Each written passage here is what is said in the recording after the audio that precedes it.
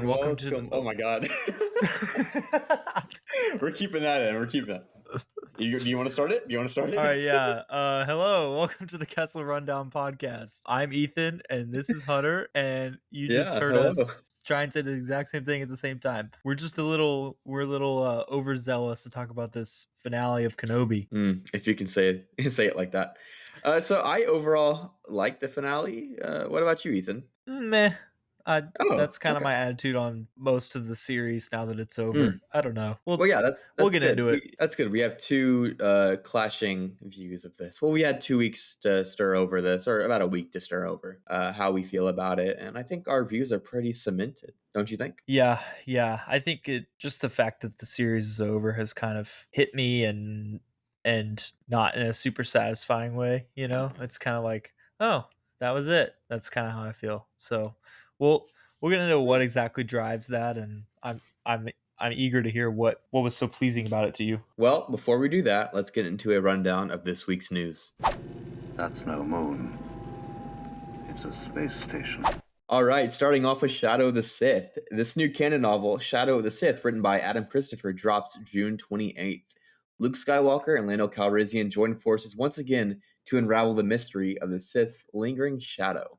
I picked this book up today. I kind of forgot that it was coming out, and I read about maybe 40 pages, and I'm loving it so far. I can't wait for you, Ethan, to read this book, because I think it's right up your alley. Yeah, this honestly, I'm not an audiobook guy, but this might be when I start because, it's just hard with work and everything to find time to. I feel like I told you this earlier. I'm in the middle of reading like 4 different books, which is not good for my linear brain. But yeah, so I'll probably audiobook it at some point soon, listen to it at work or whatever. But I'm intrigued. This is the first non like novelization of a movie book, right? From the sequel era. Is this the first sequel era book? Well, no, we've had Resistance Reborn and other sequel novels, kind of like Black Spire Outpost, but none of them kind of like drove the story in a way this does. This feels like a huge part in the story that you need to read to understand the Rise of Skywalker. I heard someone say this is like a love letter to the Rise of Skywalker. It has most of the same characters, and yeah, you can take that however you want. But is it written by Colin Trevorrow? Oh God, no. Yeah. Let's just move on from Shadow of the Sith before we talk negative about the Rise of Skywalker. Do you know what was written by Colin Trevorrow? Jurassic Park, baby, Jurassic World. And oh boy, I heard some things about that. But let's move on to Kenobi Season 2. With the release of Obi-Wan Kenobi, the cast is in a way taking part in press junkets and many, many interviews. Throughout these interviews, one question has kept popping up. Will there be a Season 2?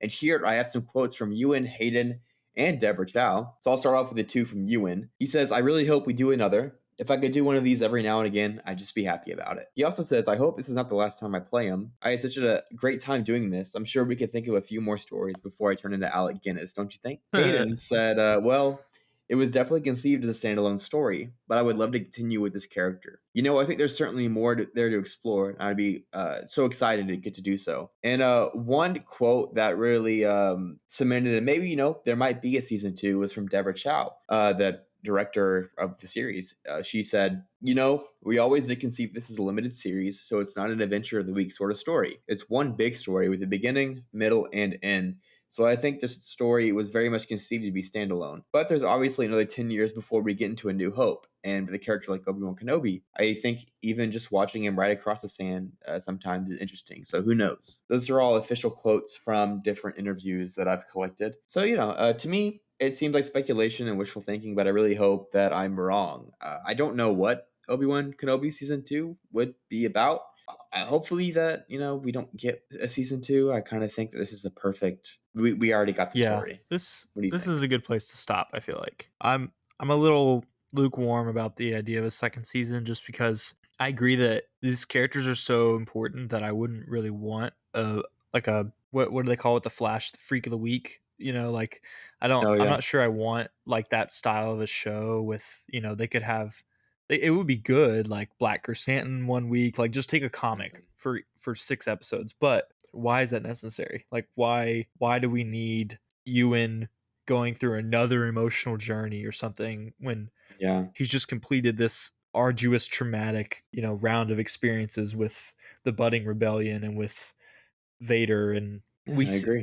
we know that we'll talk about this later, but like the Qui-Gon moment was a good send off of like, okay, he's gonna go be a real hermit for like 10 years. Like he's not gonna talk to Owen, he's not gonna talk to Luke, he's not gonna talk to Bale. Like he's just gonna be by himself with the Force. That helps solidify to me that he's gonna be a wise Alec Guinness in 10 years. So I'm just not sure there's room for another story.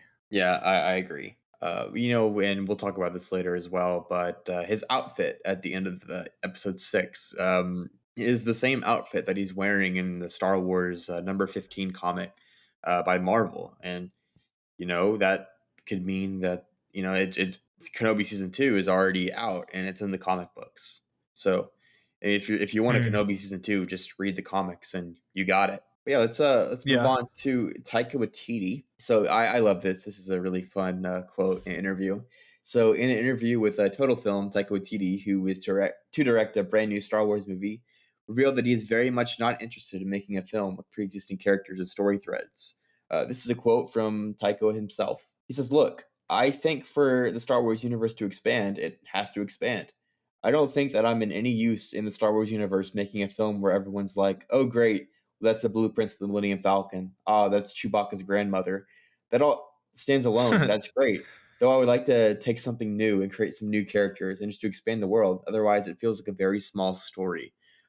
His film is slated for a December 2023 release, but it was just revealed that filming starts next year. So I'm pretty sure it's going to be pushed back to maybe 24 or possibly 25. But yeah, I like the idea of brand new characters, probably not even Jedi, in the Star Wars universe.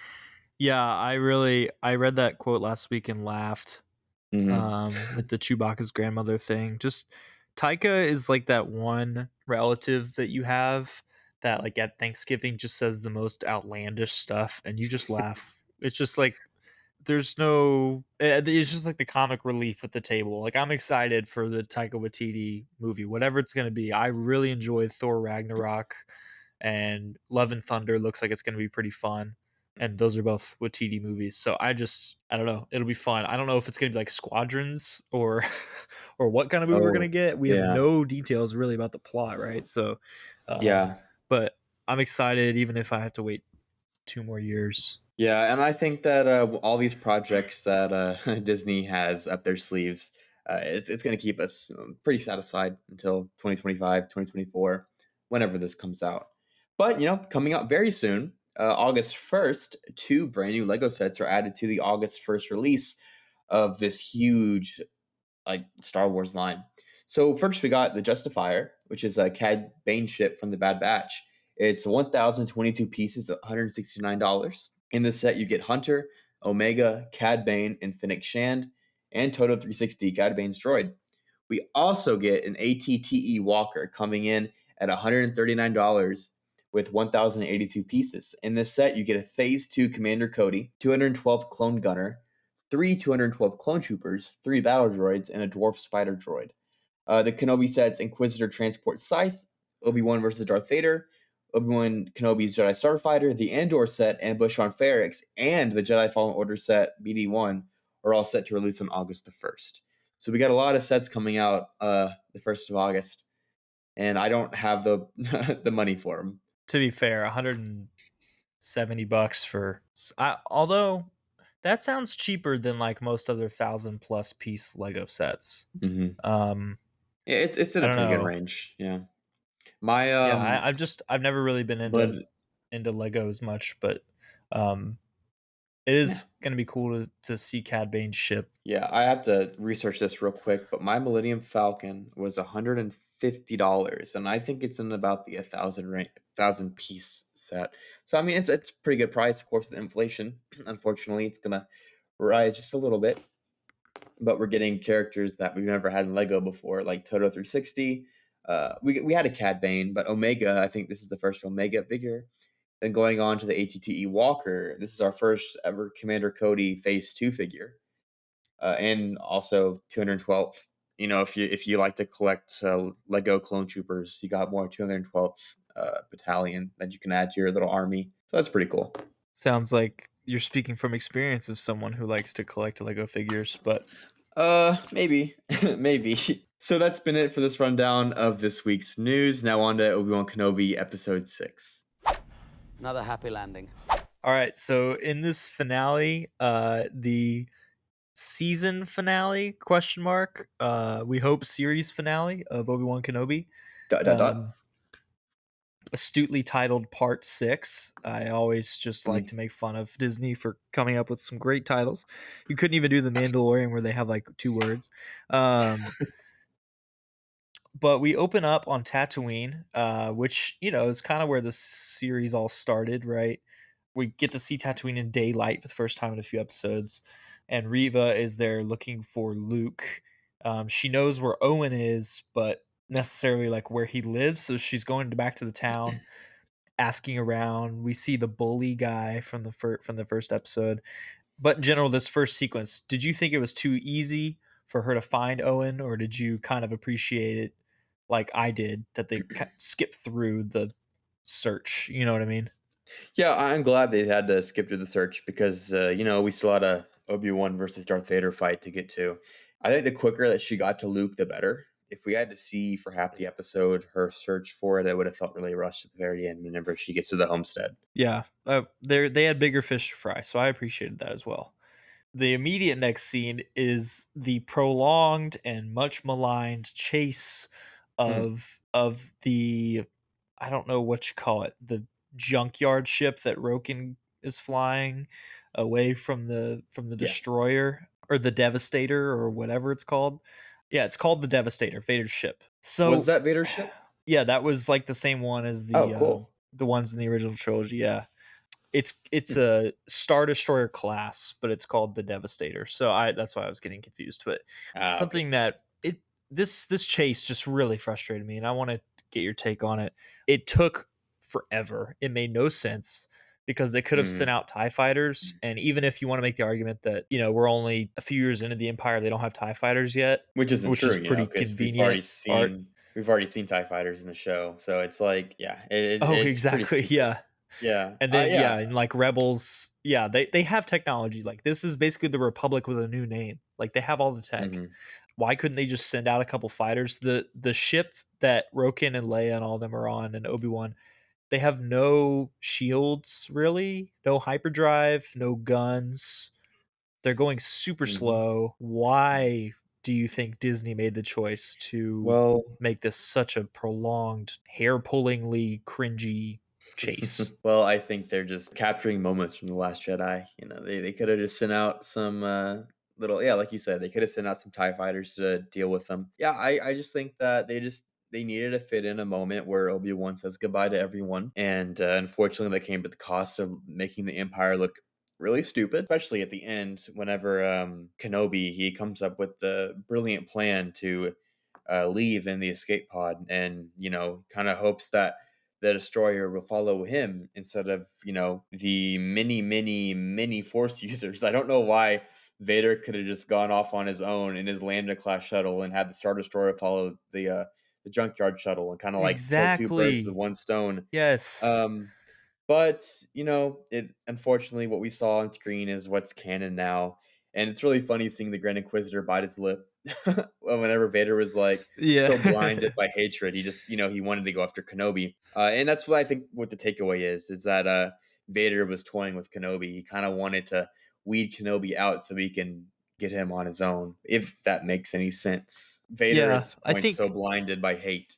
I'm with you. Like it's kind of a false choice that's presented, right? It's like the Grand Inquisitor's like, but Lord Vader, we have to go after the ship, not Kenobi. You're blinded by hatred. It's like, well, can't Vader just take off in his ship and then y'all keep following or send literally one TIE fighter out there to kill them? Yeah.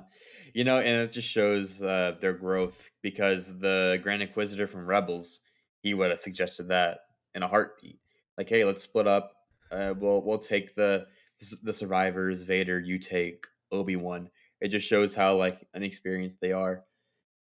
with Yeah, like the everything. Grand Inquisitor in season 1 of Rebels was like cunning and evil and like actually scary. This guy just kind of feels like a lot of the characters in this series pretty one-dimensional. Yeah, Um I agree. I agree. I don't know. It's tough. Another thing is when Vader leaves, we're kind of skipping around, but when Vader leaves after fighting, or when Kenobi leaves after fighting Vader at the end, the destroyer's gone. Like, where is it? Yeah. Where did Roken fix the hyperdrive? I guess. And then the Star Destroyer said, "Oh, screw it, we'll leave Vader here." And then they left too. I don't. Who knows? But it's The only thing that I can think of is that Vader called the destroyer off because he was too embarrassed to let anybody see him like that. But that's just yeah, speculation. yeah. I guess so. You want to go on to the next kind of within Sure. this scene of Leia and Obi-Wan's interaction on the ship. Leia gives this. I actually really did like this little interaction she has with the other kids. She's letting them play with Lola, and she's Yeah. like, they're scared. This helps them be less afraid, or something like that. Um, and Obi-Wan Oh, you says, nailed "No, it. maybe I should borrow her too." I just, I thought that was a beautiful way of showing Leia's character even at this young age, giving Obi-Wan the last opportunity to bond with Leia. All the good things I have to say about this scene are immediately canceled out by the ridiculous, "We don't have much time. We got to fix the hyperdrive. We're getting shot at." And then it's like literally 8 minutes of screen time of them sitting there and talking, and nothing is hitting the ship. And they're totally fine. It's That's like, true. it's the plot armor is on another level to me. It's just, it was so much that Yeah. I couldn't get it out of my mind. I couldn't overlook it. Yeah. It just makes me laugh about Wade. How one shot got him down. Yeah. Rip Yeah. Wade for the second week in a row. Third week, Well, really. By Wade didn't fit the Disney narrative. He was canceled. He was canceled by Riva's box that hit his ship. She threw I the like to force. think that was like an empty box. She literally threw like a box at him, and it killed him. And like Vader himself and the Grand Inquisitor are chasing Obi-Wan down, and they can't even hit their ship once. And That just, cardboard it's box, man, plot infuriating. armor. It is. Yeah. But let's talk about some other things. Let's move on. Yeah, so moving on, we go back to Tatooine for just a little bit. Mm-hmm. It kind of, this is the scene with Owen and Luke in the shop, when Owen learns that Reva's coming after them. This is like a 30-second scene. Mm-hmm. I don't know, what do you think in general? This is cutting to a couple scenes down the line, but we can just talk about it all at once. Owen and Beru's preparation efforts, and once they figure out Reva is coming, did you think that they were cheesy? Did you like Beru's character in Man, this? What were your thoughts? no, I loved Beru. Beru White's son, her name before she became a Lars. I believe her family aided in. God, I can't for the life of me remember, but I always knew that Beru was a badass. Like she got stuff done. Like her family, the White Sons, they were brutal. So seeing that she already had some like guns stored is like really funny to me. It's like, oh yeah, that's Beru. And it adds context to why their bodies were so badly burned. Because just think of the fight that Baru and Owen had with the stormtroopers, or the sandtroopers, I should say. And, the sandtroopers probably, in result, burned their bodies pretty bad. They probably wouldn't have done that if they just, gave up information. They probably put up a fight. So I love seeing Right. that. It gives some really good background to, the tough farmers of Tatooine, how they're always have to be on their toes because, an attack from the sand people can happen any minute. And so they always have to have guns stored in the funniest of places. And I also like Right. whenever they were at the little bazaar market, the shop owner was talking to Luke, and we really get the sense of Luke lives around all this scrap metal, so he knows all this picking up power converters and all this stuff, and it gives kind of some life to his that really cheesy funny line in A New Hope, where he's like. I want to go to Tashi Station and pick up some power converters. He's lived with these mechanical objects for like most of his life, so it makes sense why he can fly his ship so well, his little skyhopper Right. and everything. Yeah, I like it, and it also shows that Owen, he's his dad. He's a real man. He stepped up, and he's helping Luke live his life. Yeah, I really liked well, we'll get to it later. Owen's declaration that Luke is as good as his son. That was really sweet. We'll get to that later. But yeah, I appreciated the preparation and the reality that living in a hostile natural environment like the desert and having the Tusken Raiders around, even though they're misunderstood, but like they do still like kill Yeah, some of the people. Having those dangers around and just like the unpredictability of the galaxy, of course you would have a couple of blasters like hidden away. So that was nice to me. I was like, okay, they're not just gonna let them like hide behind a wall while Riva can't find them. Like this is gonna be a little bit of a fight. yeah. Although not as compelling a fight as the one that we are about to get with Vader and Obi-Wan, part basically 3 if you count the training montage in this show.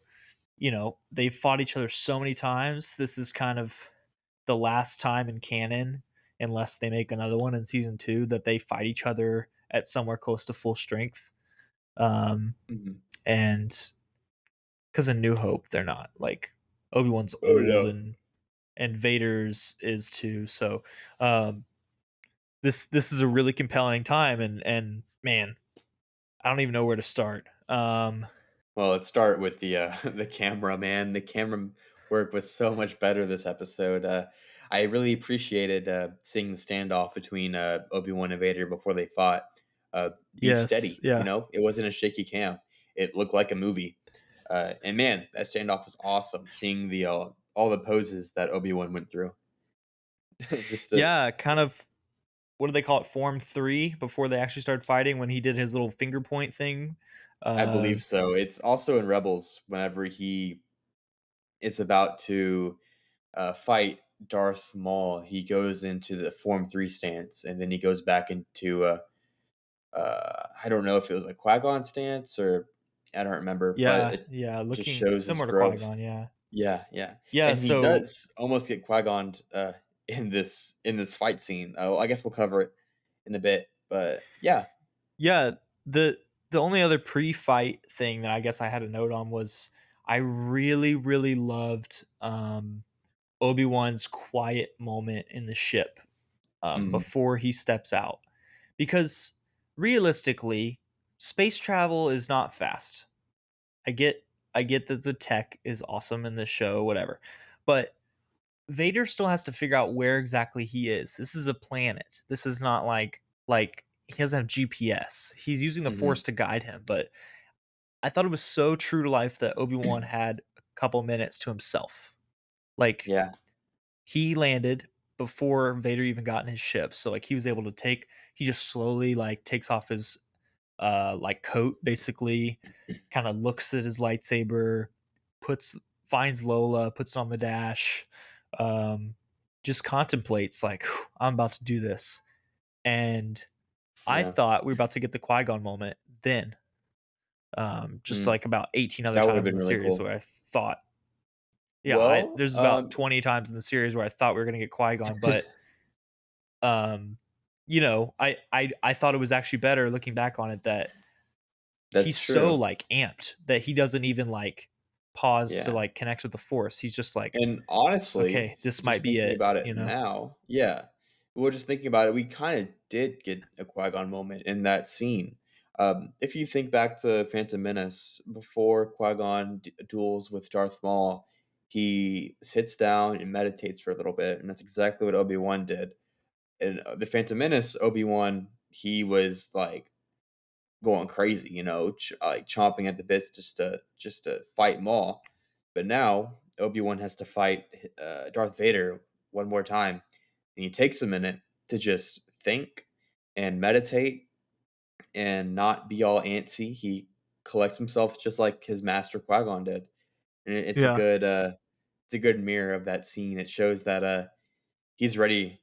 He's really taken Qui-Gon's teachings to heart, and he's ready to fight Vader and also commune with Qui-Gon. Yeah, it shows how much he's grown.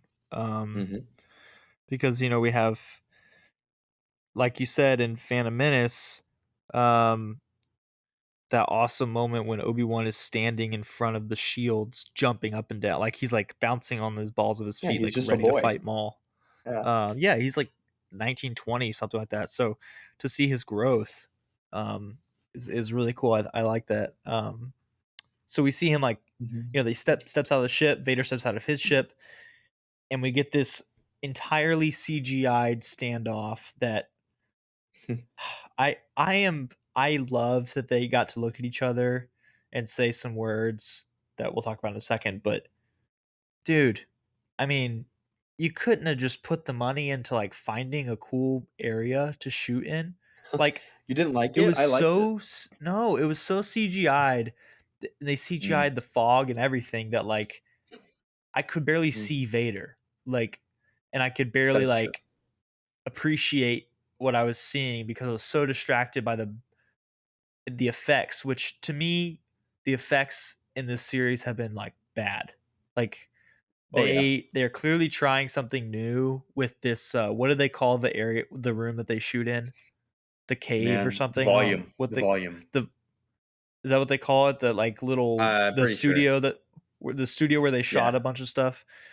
I don't like it. Go I'm pretty back sure. to real sets. It's so distracting to see Yeah. all the people in the foreground are real and the ground they're standing on is painted, and whatever set that they True. made is, like, big And, enough to make a yeah, I 5-foot agree. circle, but everything else is CGI'd, and it just I drives me agree. crazy.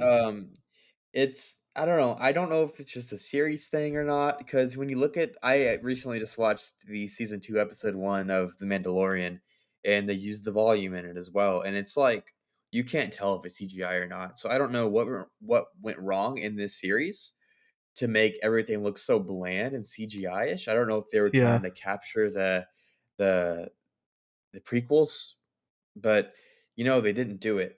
A lot of this stuff looks flat, and Right. there's no character to it. Even the little training little thing in the Jedi Temple, that's completely the volume. They weren't on a practical set, and you can tell it's too shiny, it's too prequely. And it's like, if that were in the prequels, that would have been fine. But this, they're bridging the gap from the prequels to the original trilogy, and there's got to be some grittiness to it, and there's got to be some realism to these sets. And Right. I do agree that, like, this scene, this setting where they fought, it was too CGI, but at the same time, I liked the jutting rocks that kind of shows, like, I don't know, it added character to the fight. It also reminded me, I don't know if you know, but the final fight, Avatar: The Last Airbender, I love that show. So seeing a similar set, I was kind of reminded of that, and that probably blinded my love for the scene just a little too much. I was like, wow, this looks amazing. Yeah, I just was a little overwhelming. Like, doesn't make sense when I say I was distracted. I feel like that's I'm like, why would you, part of me is like, why are you distracted? Like, this is an epic fight we're about to get. But I was so, like, thrown off by the fact that I could barely see the characters because they were at the same time not doing enough with the setting. Like, the setting was just bleh, but they were also doing too much, like the swirling fog and the rocks. Yeah. When Obi-Wan pelts Vader with the rocks, it's like, it looks it looks completely animated because it is. Yeah. And it just Yeah, it felt like the ugh. rocks didn't have any weight to them. The only rock that I felt like it had a weight was whenever Vader used the rock to sweep Obi-Wan off his feet. And that was the only part of the fight where I went, ooh, like, ow. Yeah. Any other part of the fight, even when Obi-Wan had the freaking pillars thrown on him, I was like, okay, that didn't look like it had much of an impact. Even when Vader was getting Right. pelted, I'm like, wow, he's he's taking it, dude. It kind of make the rocks feel like they have impact. It's because they were CG. It wasn't real. They weren't like the practical rocks that they used in older movies. It was CGI, so it didn't look like they had a Right. big to it. Yeah, I agree. The cool thing about the originals, and there was lots of modeling used and lots of like handmade sets that are clearly outdated, right? But the cool thing about like New Hope was filmed in Tunisia, like on location. The desert you see in New Hope is real. The shots of Alec Guinness like in the canyon, like finding Luke, that's all like in an actual canyon in Tunisia. That's not a set. So part of that is they didn't have a ton of money. Like they had the money to get everyone over there, but they didn't have the money to like make their own set. Yeah.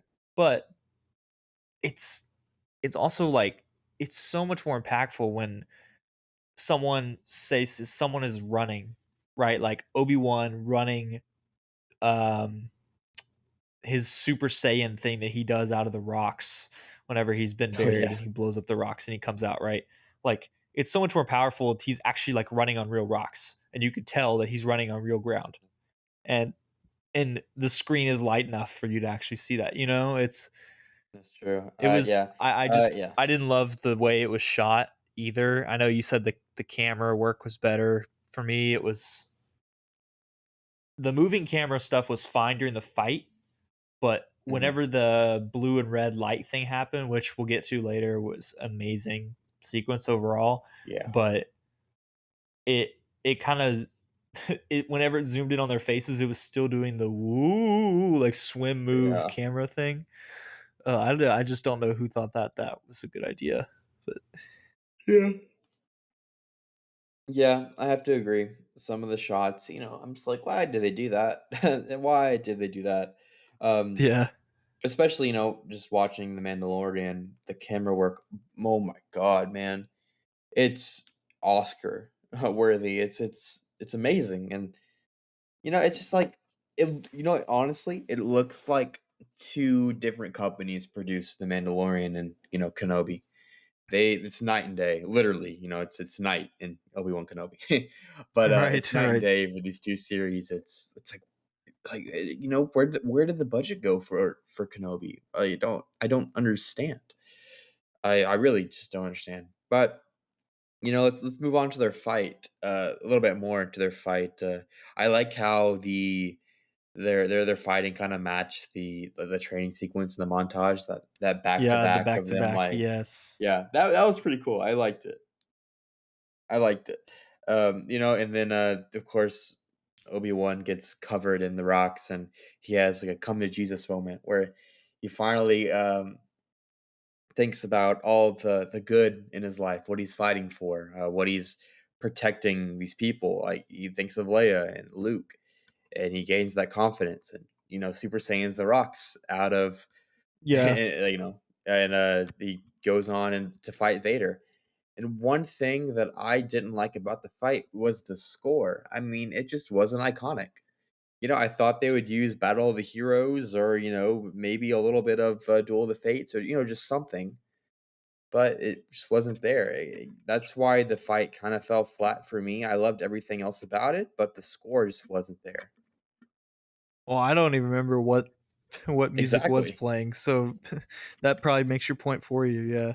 Yeah, it's the same argument with Marvel movies. You can argue that they don't have a great score. And, Star Wars is known for its score. Each movie, you have like Duel of the Fates, Across the Stars, Battle of the Heroes, uh, you know, the Imperial March. Each movie had its own score. And The Right. Mandalorian, even it's like, his theme, Mandalorian but there score wasn't a is theme for epic. Kenobi. Yeah, there, Yeah. there there was nothing for Kenobi. And unfortunately, this is John Williams' his last like soiree into Star Wars. It looks like so.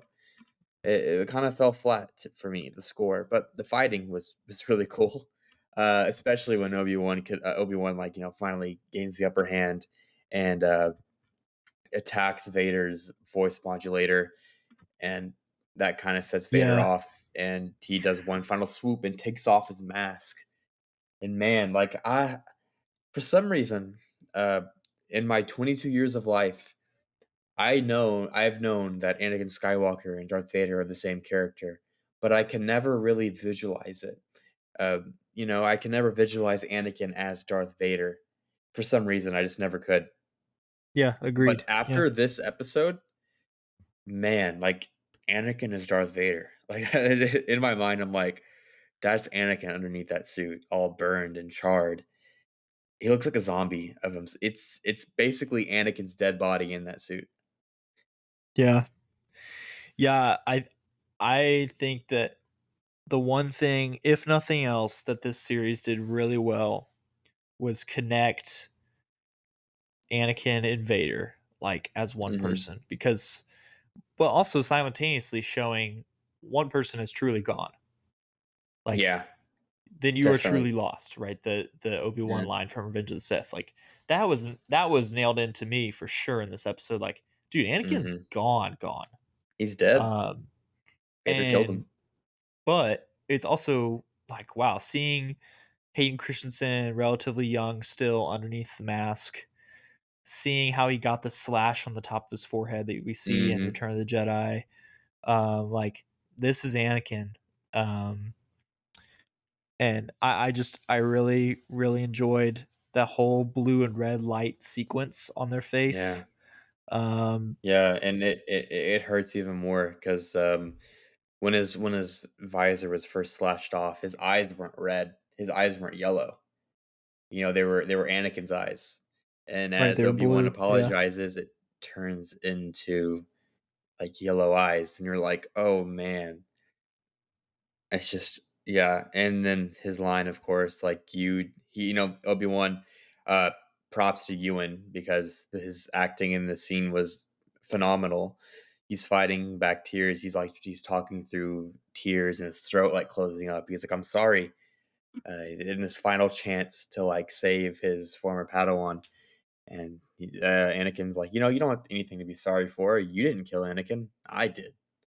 And the change in his face, he even has a little smirk when he says it. It's like insidious. It's scary, and I'm Yeah, he scared of Darth looks Vader. Yeah, he was. yeah. Yeah, Yeah, he looked it was freaky when terrifying. he was like, "I did." It was Yeah, so and creepy, he man. has a little grin to it. He's like Yeah. he's happy. He's come into his persona as Vader, and that really brings it home to Obi-Wan to move on. He's like, yeah, he's gone. And then he says goodbye, Darth. And Yeah. I love that Yeah. they included that because that really shows a switch to Kenobi. Just give not I I guess it is Kenobi giving up on his former Padawan, and Yeah, I and then mean, Luke brings him back. he greets him as Darth in New Hope, so it kind Yeah, of makes that's the more sense tragedy. that he's Yeah. arrived at that place. Like, to me, this episode was, from Obi-Wan's perspective, about him arriving at the place he needs to be when New Hmm. Hope starts. He Exactly. arrives at the place where he views Anakin and Obi-Wan as two entirely different people, because that's how he copes. That's how he reasons with himself that his Hmm. friend is gone, because he can't believe that Anakin is doing all this evil. He has to believe that Yeah, it's a different person to like and it's just yeah, it adds to how rationalize he it. was And saying. Yeah, it adds to how he was saying. Sorry to interrupt you, but it's like your father was killed by Darth Vader, or how in Return of the Jedi, where Luke is begging for his father to turn, and he goes, "Well, Obi-Wan also thought as you did," and we see that moment where Kenobi yeah, thinks that he can turn Vader, but and he Vader's spares like, him. "No, this is me." Yeah, he And he does spares him because on some level he still wants Anakin to come back. And exactly. even though I think he's fully convinced that he won't, he Hmm. he gives him the chance again and again. Like, he said, I should have killed, or Vader says, you should have killed me when you had the chance in episode 3, um in part 3 of Kenobi, excuse me. And Obi-Wan kind of agrees. He tries to kill him, and then Hmm.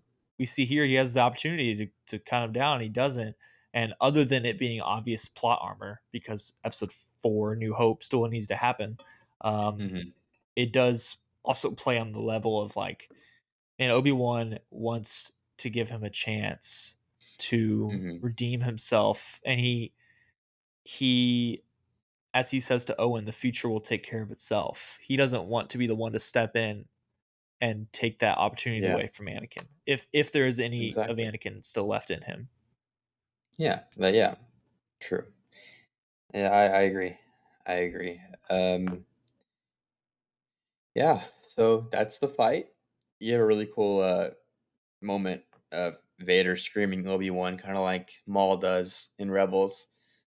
I love the mixture of James Earl Jones and Hayden Christensen, the modulator. That was an It's awesome Anakin's trying to detail. break through. Oh yeah. Oh my gosh, that's just gold star to whoever thought about that. It's probably my favorite moment of the whole series was the voice changing really, and then changing back and then getting mixed. It gave me well, chills. you're probably gonna think I'm crazy, but my favorite moment comes a little bit later, after the fight. Whenever it's after Riva has attacked the homestead, so I guess we can get into that. So Riva attacks the homestead, and for reasons that I don't understand why, they didn't. You know, she's coming from the desert. She's coming from this very flat, plain, barren land. If Owen was on top of the homestead with like a repeater rifle or something, he could have seen her coming from a mile away and ended it right there. But Riva. That's not good Riva, for drama. no, not at all. So let's have Riva invade the homestead. So they do that and they fight. We get that really good moment of um, Owen telling Riva that that is my son, and Luke Right. escapes into the desert. Riva chases after him, and she's badly hurt. I've seen arguments from people that aren't confident with themselves talk about like, how is Riva surviving the stab wound? Well, my brother in Christ, Anakin, was cut into pieces. He lost 4 of his limbs, and he survived on hatred. Maul was cut in half, thrown down a 500-foot elevator shaft, and for 10 years survived on hatred. God forbid this one person is stabbed and survives on hatred. So she's very weakened. She's wounded, and she finally uses the Force to pull down Luke, knocks Luke out, and this part is kind of unsure. I'm unsure about this part. Maybe you can shed some light on this, but the reason she wants to kill Luke, is it because that she knows that's Anakin's kid, or like I don't understand. How does That's the she question know? I had, because Grace, my wife, asked my wife, My she wife.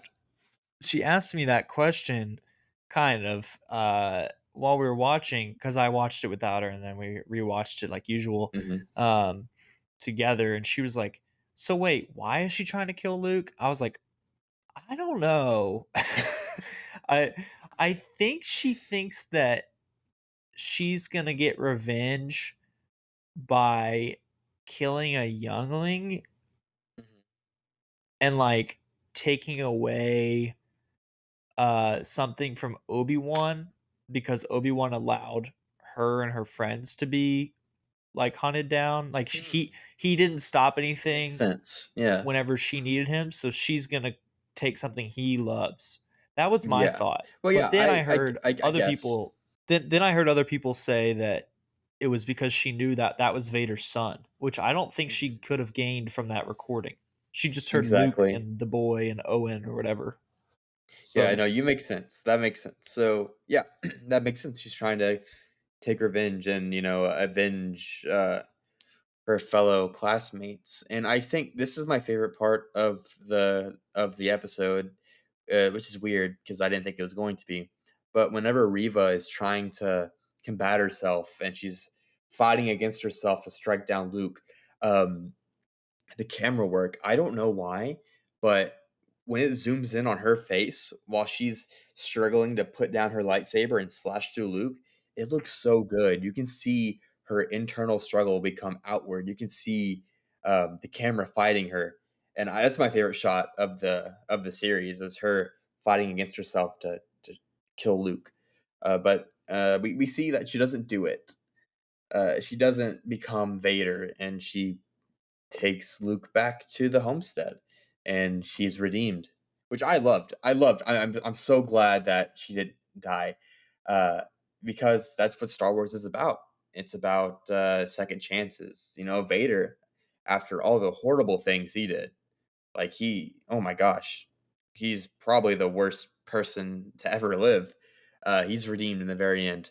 So I love that we get to see this form of redemption in Riva. And who knows where her story goes? We might see a book, or we might get a book. We might get a little series. I don't mind a Riva series now.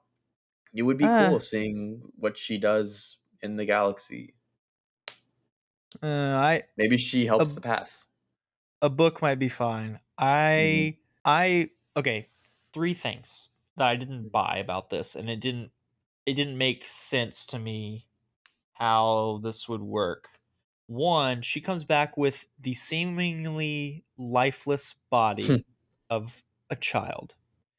And Beru and Owen do not go and fight her and kick her out of the way. mhm. They just go pick up Luke and give her this look and then walk away. Yeah. Obi-Wan kneels down to her, next to her. I guess he knows, that she couldn't do it or whatever, but Mhm. why are they all perfectly content with her bringing him back like she did them a favor? Well, She walked in and she yeah, was trying to kill him. Like it's not like yeah. she saved him. She just didn't I kill him. think I think if Obi-Wan acted on it, Owen and Beru might have acted on their instincts too. But I think since everyone was kind of like, corralled back, and they saw that Luke was fine because he coughed and he was up again just a few moments later. But she's also, you can see it on her face. She's like crying. She's unhappy, uh, and I don't know. She looks regretful. That's why. That's probably why. But yeah, yeah. I It's my mean, two that's cents. great. I that's my second thing is like just because she's regretful and um Hmm. just because she's like, sorry that she's done the things that she's done doesn't mean that there doesn't need to be like some sort of consequence. Like she just gets to walk off and be free. Like they say, Yeah, like I'm that sounds free or fair. Yeah. whatever. Like I don't like why. Like I am a full believer Well. in the redemption of a Hmm. sinful evil person. That's fine. But there are worldly consequences. Like there are things that like Vader died as a Hmm. result of his like he died. And Riva just kind of gets off scot free. She gets to go do whatever she wants in the galaxy, Hmm. whether that's good or neutral or whatever. And she's who knows how many people she's killed. Like who knows how many helpless children she struck down, right? Yeah. And just because Well, she I to had a argue that heart at the point. last second of one of them, Yeah. that undoes everything. I don't really get it from Well, to a argue that storytelling point, perspective. uh, well, also from a storytelling perspective, to argue that, I think that she hasn't got off scot free. It's the redemption is her true like suffering. So now she has to go on with the rest of her life, kind of proving to herself that like she's better than this, she's better than that. Because she wasn't in. She the only reason she became an inquisitor was to get close to Vader and to strike him down. So now she has to live with all of those choices, and she has to Right. right, make them all right somehow. She was never a Sith. She was never in it 100%. She was in it for just to avenge her fallen friends, and she got lost in it, and she killed some people. But now it's her time to this is her penance. She has to live with the fact that she's done wrong and she has to do right. But that's what I think. That's my two Yeah. cents, as I said earlier. My my third and final point about Riva's redemption is that the show did not do a good enough job of establishing her as a person to be believed in. Like there Hmm. like going forward, it works for the show. We can argue about whether it works for the show. I don't know. I still don't love the character, but Mm-hmm. the going forward, if they're going to make a series about her, they to me have not done enough to make me be like, oh yeah, a Riva series. Like I want to see what she Mm-hmm. does next. Like I'm kind of just content to let her go after this. Like Yeah. The backstory was tragic and it lent some understanding to what she did. To me, it didn't make me pity her. It it Mm-hmm. it made me understand her actions, but it didn't make me pity her because she was still doing heinous Mm-hmm. things. Um, Mm-hmm. and now that she's like apologetic, I'm like, okay, cool. I'm still not Yeah. excited about your Disney Plus spinoff. I'm sorry. Yeah. And it just comes down to if she was written better. And if her whole reveal wasn't done in episode 5 of all episodes, I feel like if we were led on to Reva's true intentions at like episode 2 or something, maybe Right. even episode 3, she could have been such a better character.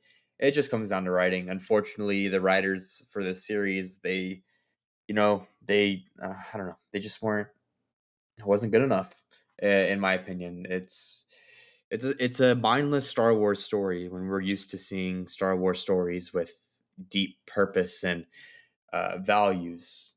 The Mandalorian, we see this strong bond and connection. There's allegories. There's all this stuff in the Mandalorian. And then you get to Obi-Wan Kenobi, and it's like one dimensional, straight Yeah. through. It's just Yeah. it's just a Tom Cruise action movie all the way through. Yeah. Yeah, And we have it's Roken being like, I had a wife once, and I was like, oh no. And then he's like, but I'll help you. yeah. I I'm had gonna a be a wife leader. once. She was a Jedi. I don't want to see your kinds anymore, but I'm gonna help you out no matter what. That's how it went. We don't have time. uh, We have no time. The hyperdrive is failing. And then 3 seconds later, it's like, okay, uh, you can't go outside. You can't fight him. What are you doing? It's about yeah. you and him. It's like, yes, Roken, are you not paying attention? That's what the show is about.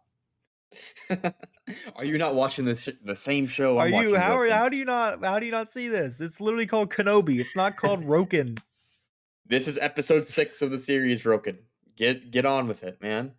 Like you've been watching 5 episodes. You should know. Roken, the prequels are out. Watch them. But yeah, seeing all that, yeah, it's very one dimensional. Let's close up the podcast by moving on to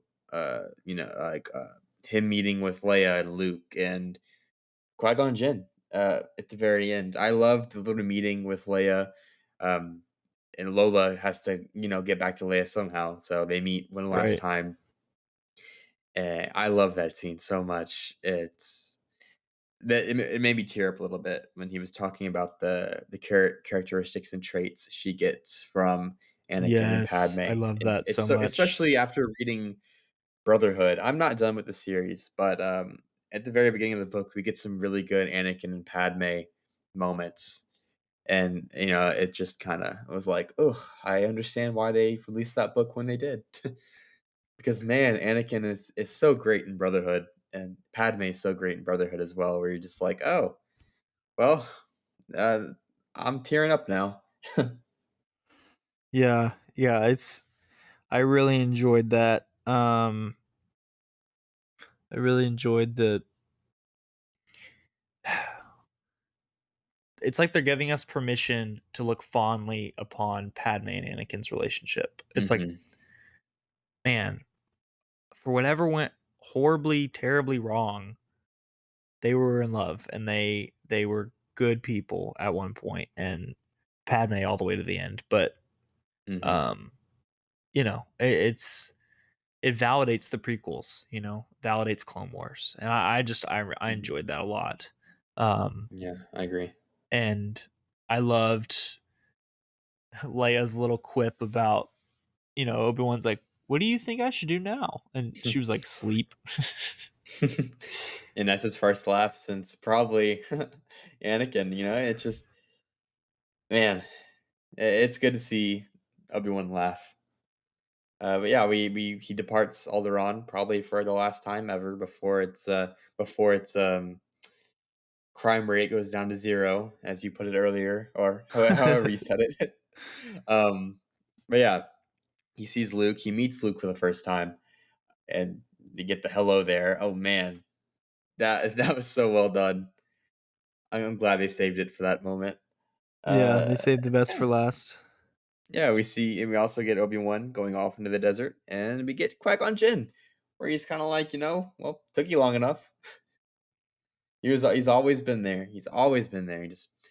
He Obi-Wan couldn't see him due to his, everything that happened. Yeah, due to his PTSD. Mm-hmm.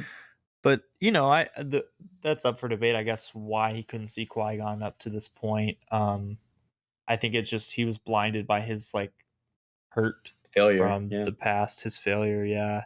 Yeah, I agree. And only by letting go of everything he feared to lose, which is what Yoda tells Anakin, that um only by like letting go of his fear of re-failing, it can't fail again like I failed Anakin. Like when he Mm-hmm. finally accepted that the future will take care of itself, as he tells Owen, he's able to see Yeah. Qui-Gon. And it was kind of worth the wait to see Qui-Gon at the end, because Oh yeah. Liam Neeson didn't sound too stoked to come back. Mm-hmm. So I guess it's good we got him for 30 seconds, and he got to just come in and film for 2 hours and go home probably. So he did an Alec Guinness in Empire Strikes Back. Alec was like, the only way I'm going to be in this movie is if my all my shooting is done in one day, and that's what they did. They shot I all of never heard Alec's that scenes in before. one day. That's funny. Yeah, he was like, yeah, he just didn't want to do another Star Wars again. He didn't want to do Return of the Jedi. So he's like, the only way I'm going to do this is if we shoot all my scenes in one day. And they got it done, which is That's funny. crazy. So yeah, Liam Neeson was probably like, yeah, let's just get this done and over with. We can probably Zoom call it. But yeah, that's Well, Obi-Wan Kenobi. that's the series, yeah. Yeah, do you think that the finale strengthened the series as a whole, or do you think that it kind of just did nothing? What do you think? Um, yes, I think it strengthened the series. It took it from Hmm. I'm never gonna watch this again to like, I might watch a couple of these moments. Yeah. The especially the fight. Um, the last half of this episode was really good, really well done. Hmm. I will say, just the flaws of Disney's writing and pacing and Mm, narrative choices with character development I was put agree. on full display in this episode, I will Yeah. say. Um, Yeah, I they're agree. they have an inability to trust their audience to figure out what's going on, Hmm. and they don't. It's like they look down upon us, like they won't notice this like inconsistency with timing. Like they won't notice that 3 minutes ago Hmm. you said that we don't have any time, but now we've been sitting on the ship for 10 minutes. That Hmm. like they won't notice that. So it's stuff like that that just irks me and annoys me, because it takes me completely out of the episode. But Hmm. overall, I would say that it made the series a better product. Yeah, Um, I agree. I Having this think episode, that, yeah, yeah, this episode strengthened the series by far. And to kind of go on to what you said about, everything being kind of fluff, uh, it kind of doesn't help that right now on TV, or then on TV on Amazon Prime, but one of the best written shows like I've ever watched, it's The Boys on Amazon. Um, it's written so well, and in contrast to Obi-Wan Kenobi, them coming out at the same time, it's really makes me think like, why is Disney so behind in this? And why can't they learn from their mistakes? But yeah, honestly, I think that this series, the final episode does strengthen it to a point where it's like, maybe I will watch this again. Because I'm gonna tell you right now, I'm probably never gonna watch Book of Boba Fett again. right. That's over and done with. if this finale was a disappointment, I would have been the same thing for me. But no, it's not. I'll probably rewatch this sometime later on, and maybe watching the series all through will, might make it better. But no, we'll see. We'll have to see how this ages. Yeah, I'm excited to see what their decision is with episode or with having a season 2 potentially. My viewpoint would be that I would rather not, but Yeah, we're as we done. talked about earlier, but more Ewan is never a bad thing, I suppose. So Exactly. We'll see. Yeah, well, I mean, I think we should wrap it up now. It's very awesome that we're done with Kenobi. Just in a few short weeks, we start Andor, and then Tales of the Jedi, Bad Batch season 2, sometime at sometime in the future. We don't know when those release dates are, but the next project is Andor. So you best believe that we're going to cover each episode like we did Kenobi. Oh And yeah. yeah, in the meantime, um, we'll think of some stuff. There's been some book releases like we talked about, Shadow of the Sith, Brotherhood. So, but we might discuss that in the coming weeks, or maybe we might revisit some of the main timeline movie topics that we were going through. But who knows? We'll just have to see what the future brings us. But that's been it for this week. That's been it for this week for the Kessel Rundown podcast. Thank you so much for listening. If you're listening to on Spotify, go ahead, listen to us again. Yeah, we appreciate all of our listeners. Also on YouTube, make sure to like and subscribe. And I hope you liked this new style of video that we've been doing. But yeah, without anything else to say, I've been Hunter. That's been Ethan, and may the force be with you.